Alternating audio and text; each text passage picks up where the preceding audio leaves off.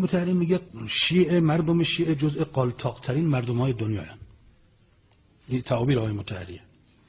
مردم ما، میگه مردم شیعه جزء قالتاق‌ترین آدمای که ما دیدیم تا به حال. یعنی دروغ میگن، ربا میخورن، گرون میفروشن، کلاه همو برمیدارن،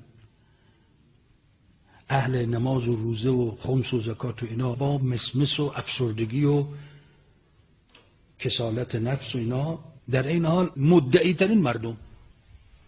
حالا این جمله غیر از مطهری کسی جرئت نداره، من که واقعا هنوزم جرئت نمیکنم.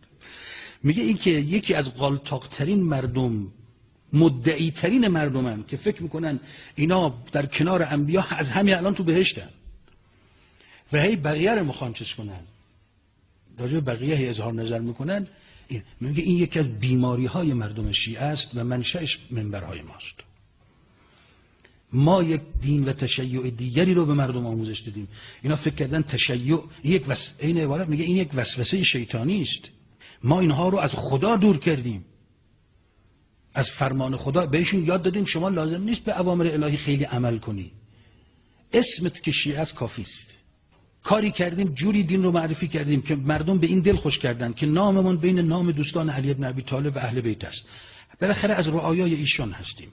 وصیت میکنیم از پولهایی که به ناحق به چنگ آوردیم، از پولهایی که در زندگی باید در راه خیر صرف میکردیم و نکردیم، یک مبلغی هم به متولیان حرم و مشاهد مشرفه و حرم امام رضا و اینا بدن، ما رو نزدیک قبر اولیا دفن کنن که این فرشتگان جرأت نکنن برای عذاب ما بیاین. بعد میگه که شما خودتون غافلید یا فکر میکنید خدا رو میتونید اغفال کنید. روزی چشم باز خواهید کرد که طبق وعده الهی غرق در عذاب خدا خواهید بود، ولو اسمتون شیعه علی ابن ابی طالبه.